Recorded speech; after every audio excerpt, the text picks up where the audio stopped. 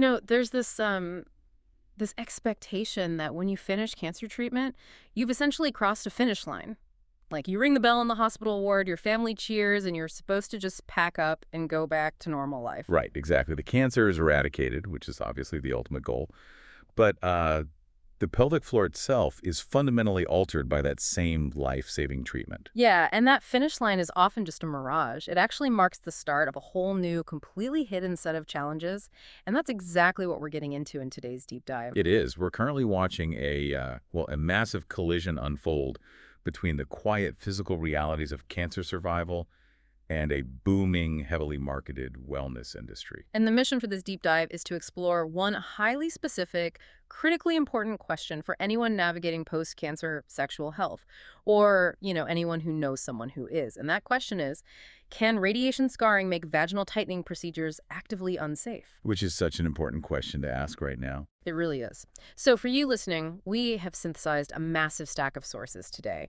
We're looking at clinical studies, oncology patient leaflets, and some pretty stark regulatory warnings from the FDA and Australia's Therapeutic Goods Administration. Yeah, because we really need to look at the cellular mechanics of what happens when high-tech beauty treatments meet radiation-damaged tissue. Exactly.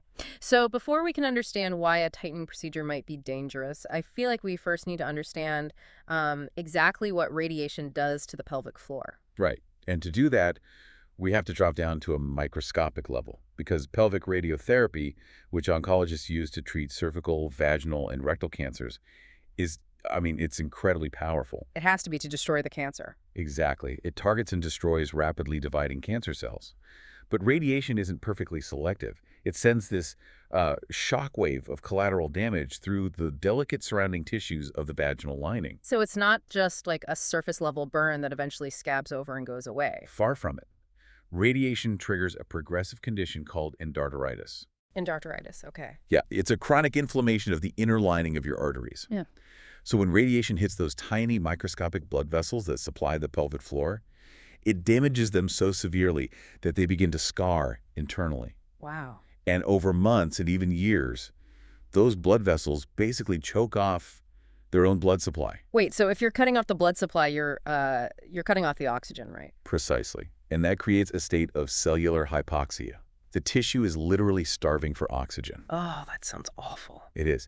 And without that crucial oxygen and steady blood flow, the fibroblasts, And those are the builder cells, right? right, the microscopic builder cells responsible for producing collagen, maintaining elasticity, and, healing general wear and tear, well, they become completely paralyzed. They die off or become permanently dysfunctional. So to put a visual on this for you listening, think of healthy, estrogen-rich vaginal tissue like a brand new, stretchy rubber band. It's supple, it yields, it bounces back. That's a great way to picture it. But after heavy radiation starves that area of blood and oxygen, it becomes like an old dried out rubber band you'd find in the back of a junk drawer. It loses all of its natural stretch. It becomes brittle. And if you try to pull it or stretch it, it doesn't yield. It just tears and bleeds. Yeah, that dried out, brittle state is called fibrosis. It's the formation of thick, stiff scar tissue. And it also creates a secondary condition known as vaginal stenosis. Which means narrowing, right? Exactly. The entire vaginal canal actually narrows and shortens. The Yeah. walls lose their natural folds. They become incredibly fragile and pale. And in severe cases, the tissue can even fuse together, creating these really painful adhesions. Let's just pause on that reality for a second because it brings up a pretty glaring paradox. If the tissue is already this fragile and crucially already this tight and restricted from the stenosis, why on earth are people actively seeking out clinical tightening procedures? Right. I mean, it sounds like tightening is the absolute last thing this tissue needs. It's a matter of misleading terminology, meeting just deep desperation. Because women in this post-cancer reality are very rarely walking into clinics asking to be tightened for the sake of tightness. So what are they looking for? What they're actually doing is desperately seeking relief from genitourinary syndrome of menopause, or GSM. Oh, right. Because pelvic radiation often destroys ovarian function entirely, forcing the body into a sudden, severe early menopause. It's an abrupt cliff drop of hormones, and that sudden vanishing of estrogen causes severe vaginal dryness, chronic itching, irritation, and dyspareunia. Dyspareunia, which is the clinical term for severe pain during intercourse. Exactly, often debilitating pain. And the wellness clinics heavily market their laser procedures as a magical one-stop cure for all of these GSM symptoms. I see. So when you are living with chronic pain and the loss of your sexual function, a quick, modern fix sounds like an absolute lifeline. Oh, absolutely. It sounds like exactly what they need. Well, let's look at the actual tech being sold here, these energy-based devices or EBDs, because our sources mention fractional CO2 lasers, ERYAG lasers, and radiofrequency wands. Yeah, those are the big ones. And the marketing brochures pitch them as a quick 10-minute hormone-free rejuvenation. And for a breast or pelvic cancer survivor who might be strictly forbidden from taking traditional estrogen therapy because, say, their cancer was hormone receptor positive, hormone-free is like the magic phrase. The appeal is totally undeniable, but we have to examine the actual mechanism of action. Like, how do these lasers and wands actually claim to rejuvenate tissue? Right. They do it by intentionally inflicting trauma. Energy-based devices operate by creating controlled thermal injuries. Wait, thermal injuries, like burns. Exactly. The doctor or technician uses the wand to shoot high energy into the vaginal wall, causing thousands of microscopic burns, microtraumas deep inside the tissue. So the fundamental premise is to burn the tissue in order to force it to heal. Yeah. In a completely healthy person, that heat shock acts as an alarm bell. It alerts the body's natural immune and wound healing systems. Oh, so it triggers those fibroblast cells we mentioned earlier. Precisely. It causes them to rush to the site of the burn, clear out the damaged cells, and flood the area with fresh collagen and elastin. It also triggers neovascularization. Meaning new blood vessels. Right, forcing the body to sprout brand new blood vessels to feed the recovering area. And the end result of all that internal construction is that the vaginal walls plump, thicken, and, well, tighten. Okay, let's connect the dots here for a second because the logic completely falls apart when we apply it to a cancer survivor. It really does. If these laser devices rely entirely on the body's natural, robust wound healing response to fix the microburns, but we just established that pelvic radiation fundamentally destroys the local blood supply and paralyzes those exact fibroblast cells. Yeah. Are we just creating thousands of burns in tissue that has zero biological ability to heal itself? You've isolated the exact physiological collision that makes this so dangerous. Irradiated tissues simply cannot mount the healing response that the laser demands. It's like calling for the rescue team, but all the roads and bridges to the town have been completely washed out by a flood. The rescue isn't coming. The rescue isn't coming, and the fires you just started are going to keep burning. Applying thermal microtraumas to tissue that is hypoxic, starved of oxygen, remember, leads to disastrous medical consequences. Wow. Because there is no blood flow to bring in the repair crew, those tiny laser burns don't heal. They ulcerate. Patients develop non-healing ulcers, severe tissue necrosis where the tissue literally dies and turns black, and, ironically, a massive worsening of the original scar tissue. That is horrifying. And I was reading through the clinical warnings in our stack of sources, and they highlighted fistulas as a major risk, too. Yes, a fistula is a catastrophic structural failure of the pelvic floor. Could you explain what that is exactly? It's an abnormal, permanent hole connecting two organs that should never be connected. When you apply thermal injury to paper-thin, irradiated vaginal tissue, the wall can completely disintegrate. This creates a literal tunnel between the vagina and the bladder, or the vagina and the rectum. Meaning the patient is now constantly leaking urine or feces through the vagina. Yes. I mean, it is just horrifying to think a survivor could go in for a rejuvenation treatment, just wanting to feel normal again and leave with a devastating, life-altering injury. It's tragic. And the major medical bodies are unequivocal about this. The American Urogynecologic Society, AUGS, they issued consensus statements explicitly noting that there is zero clinical evidence to support the use of vaginal energy-based devices for radiation-induced vaginitis. Zero evidence. None. Furthermore, the device manufacturers themselves usually bury a strict warning deep in their technical manuals, listing a history of pelvic irradiation as an absolute contraindication. Meaning do not use this device on this patient under any circumstances. But wait, if the manufacturers know it and the urogynecologists know it, how on earth are these wands still sitting in clinics being aggressively sold to vulnerable women for upward of $1,000 a session? Well, regulators have had to step in because the marketing wildly outpaced the science. In July 2018, the U.S. Food and Drug Administration took a highly unusual step. What did they do? They issued a stark public warning specifically about energy-based devices causing vaginal burns, severe scarring, and chronic pain. The FDA commissioner at the time was blunt, stating the agency was deeply concerned that women were being harmed by devices deceptively marketed for rejuvenation. A term the FDA doesn't even recognize medically, right? Exactly. It's a marketing term, not a medical one. So the FDA gave a stern warning, but if we look at Australia, their regulatory body brought down the hammer. They really did. Australia's Therapeutic Goods Administration, the TGA, conducted a massive, sweeping post-market review of every single one of these devices. And they didn't just issue a strongly worded letter. No, they legally removed all energy-based devices marketed for vaginal rejuvenation from their national register. They concluded there was simply insufficient clinical evidence to support either their safety or their effectiveness for treating these conditions. The effectiveness part is what I want to dig into next, because it's one thing if a procedure is risky but highly effective. But the data on whether these lasers even work for the general population, let alone cancer survivors, is shocking. It really is eye-opening. We have a landmark 2021 study from Australia published in JAMA, the Journal of the American Medical Association. Yeah, the JAMA study is a perfect example of why rigorous science is absolutely necessary to combat wellness marketing. This was a double-blind, randomized control trial. Which is the gold standard for medical research. Right. The researchers took a group of postmenopausal women suffering from severe vaginal symptoms, dryness, pain, the classic GSM symptoms, and split them into two groups. And to make it a true test, they didn't just compare the laser to nothing, they used a placebo. They used what's called a sham laser treatment. One group received the standard clinical treatment with a high-end fractional CO2 laser. The other group had the exact same wand inserted, the machine made all the same beeping noises, the appointment lasted the exact same amount of time. But the laser was fake. Well, the laser's energy was dialed down so low that it was physically impossible for it to cause the microburns. It was completely inert. Okay, so if I were a betting person, I would assume the group getting the real thousands of dollars laser treatment saw a massive reduction in their pain and dryness, while the placebo group saw nothing. You would think so. But after 12 months of follow-ups, the data showed something entirely different. Both groups reported a noticeable improvement in their symptoms. But there was absolutely zero statistical difference between the group that got the real laser and the group that got the sham laser. Wait, zero difference. None.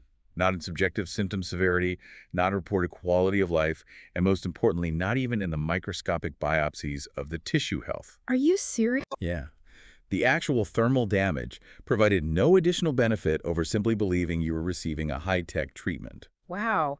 I mean, the Guardian report in our sources notes that women are paying up to 1,775 British pounds for these treatments in private clinics. You're telling me they might be emptying their savings for what essentially amounts to an incredibly expensive placebo effect. The clinical data strongly suggests that the relief these women feel is largely driven by the placebo effect, combined perhaps with the extra lubrication used during the procedure and just the psychological comfort of taking action. But the stakes are wildly different depending on who the patient is. Oh, entirely. For a healthy woman navigating standard menopause, dropping $2,000 on a placebo is, frankly, a financial scam. But for a radiation survivor with endarteritis and hypoxic tissue, they are paying a premium for a placebo that could accidentally cause a non-healing ulcer or a fistula. And that is the core tragedy here. The marketing treats all vaginal tissue as equal, and the physiology proves it is anything but. So having established that expensive laser tightening is unproven, heavily driven by placebo, and actively dangerous for radiation scarring, what is the actual path forward? Because the pain these survivors are in is completely real.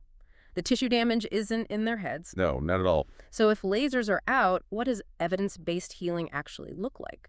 We have to pivot away from high-tech trauma and look at restorative medical science.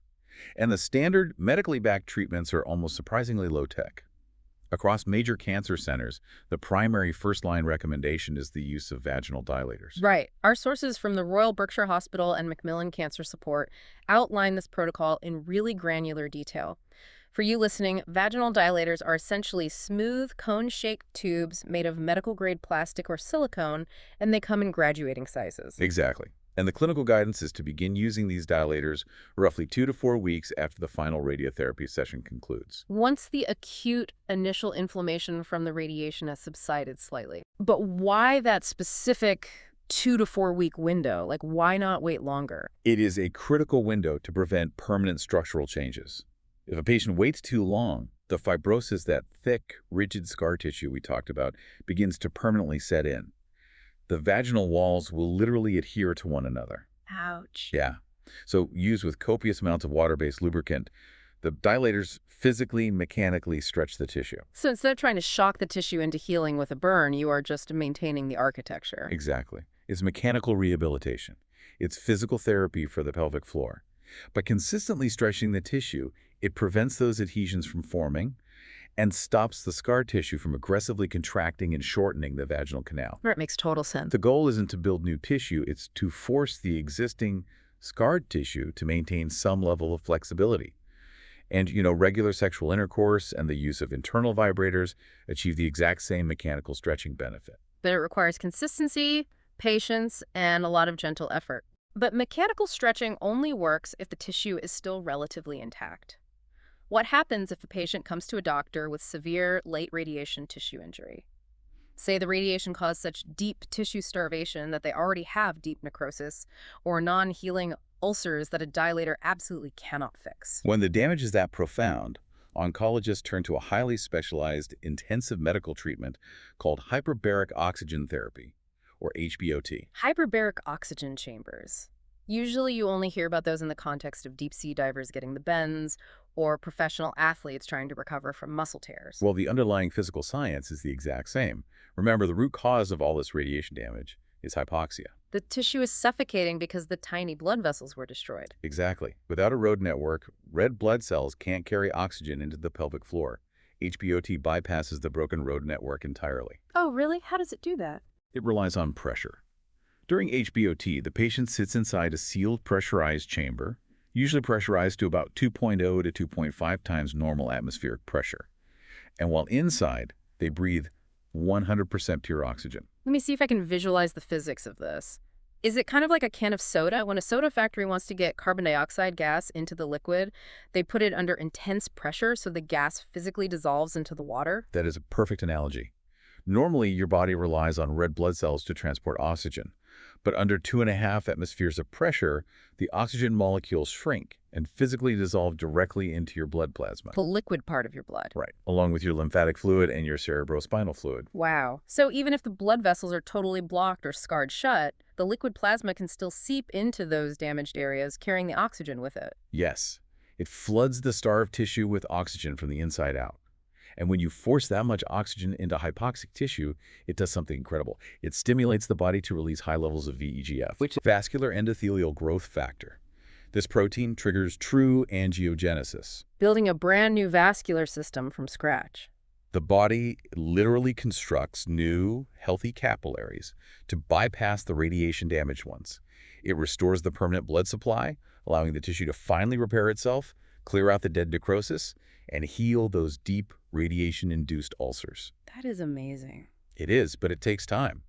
A standard protocol involves sitting in that pressurized chamber for 90 minutes a day for 30 to 60 separate sessions. The philosophical contrast between these two approaches is just staggering to me. How do you mean? Well, on one side, you have the wellness industry selling a quick, high-heat laser that inflicts microburns on tissue that's already dying.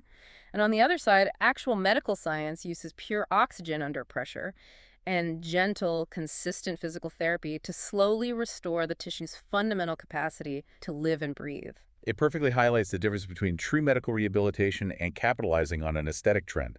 Healing irradiated tissue requires respecting its fragility, not attacking it with thermal energy. Absolutely. Let's bring all the threads of this deep dive together. Sounds good. We started by looking at the hidden aftermath of surviving pelvic cancer. The radiation saves your life, but it leaves the vaginal tissue severely scarred, starved of oxygen, and entirely stripped of its natural ability to heal. Meanwhile, heavily marketed laser and radiofrequency devices promise a quick, magical fix for the chronic pain and dryness that follows. But because those devices rely entirely on creating thermal injuries, they require a healthy immune response to work. Which a survivor doesn't have in that area. Exactly. Irradiated tissue simply cannot repair those burns, making these rejuvenation procedures highly unsafe, wildly unproven, and prone to causing devastating complications like fistulas and necrosis. And when you zoom out and look at all these sources combined, the medical realities, the clinical trials showing zero efficacy over placebo, and the stark regulatory bans, it reveals a profound hidden psychological toll. Yeah. Standard medicine, with its dilators and 60-day oxygen chamber protocols, often struggles to provide immediate overnight relief for the chronic pain and sexual dysfunction caused by life-saving cancer treatments. It's a slow, grueling It process. is. And that gap between the immediate pain a survivor feels and the slow reality of medical rehabilitation creates a massive void of desperation. It forces us to look at the booming, multi-million dollar vaginal rejuvenation industry and ask a really uncomfortable question. What's that?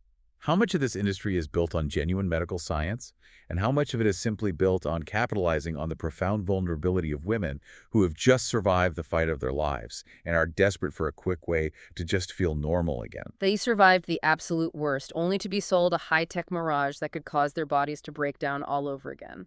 It's a lot to mull over. Thank you for taking this deep dive with us today. Take care of yourselves, ask the hard questions of your providers, and we'll see you next time.